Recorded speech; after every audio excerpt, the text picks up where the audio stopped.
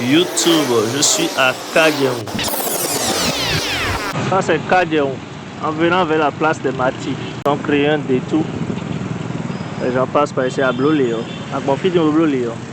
À l'aéroport Air France à Liodi. C'est à la place de Mati officiellement. Donc normalement on fait le tour maintenant. Quand tu quittes Kadjeou, et tu viens à la place de Mati, tu fais le tour de la place de Mati. Donc c'est-à-dire la voiture noire que vous voyez là est en train d'aller vers Kadjeou. Et tous ceux-là viennent de là-bas pour aller vers la présidence, le tribunal. Ils doivent tourner, faire le tour de la place de Mati, la place du souvenir pour certains d'autres. Et je vais continuer. Je vais traverser de l'autre côté pour vous montrer à quoi ça ressemble la voie de l'aéroport. Donc là, je suis de l'autre côté comme je vous ai dit. Par ici, vous allez vers Air France, aéroport plutôt. Je me rappelle la dernière vidéo que j'ai faite ici là. On m'avait corrigé par aéroport et aéroport. Puis là tout droit, oui, Air France, oui, aéroport directement. Et douane, non, oui, aéroport, zone repos. Donc si vous vous retrouviez bien là, c'est de ça que je parle. Aéroport. Là c'est la place de Mati. Là c'est la statue. Statue, on est. Je vais vous poser tant. Nous allons continuer, nous allons faire le tour. Ça c'est la cité ministérielle. Là-bas. Tout ça c'est la cité ministérielle. Building ministériel, les cités ministérielles, ça fait face à la place de Mati. À la fois, de ce côté, c'est la place de Mati. Et de ce côté, vous pouvez voir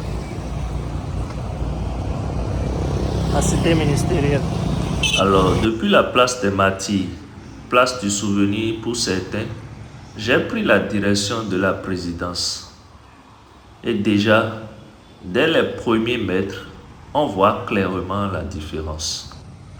Les routes sont refaites, les trottoirs sont modernes, bien posés et l'environnement est beaucoup plus propre et structuré. En avançant vers la présidence, juste en face, un espace aménagé qui donne une image beaucoup plus organisée de la zone. Et ce qui frappe le plus, c'est l'ensemble. Ce n'est pas juste un bâtiment ou un endroit, c'est tout le parcours qui a été repensé. Un peu plus loin, on retrouve des institutions importantes comme l'Institut médico-sanitaire, le CNHU, l'Institut français et autres. Mais au-delà des infrastructures, c'est la circulation et l'accessibilité qui changent vraiment. Les voies sont plus larges, les déplacements sont plus fluides et même avec les travaux encore en cours, la ville reste fonctionnelle. Et ça, c'est important parce que ça montre qu'on est dans une vraie phase de transformation, pas juste un projet sur papier. Aujourd'hui, quand tu marches ici, tu ressens que Cotonou est en train d'évoluer. Petit à petit, la ville prend un nouveau visage.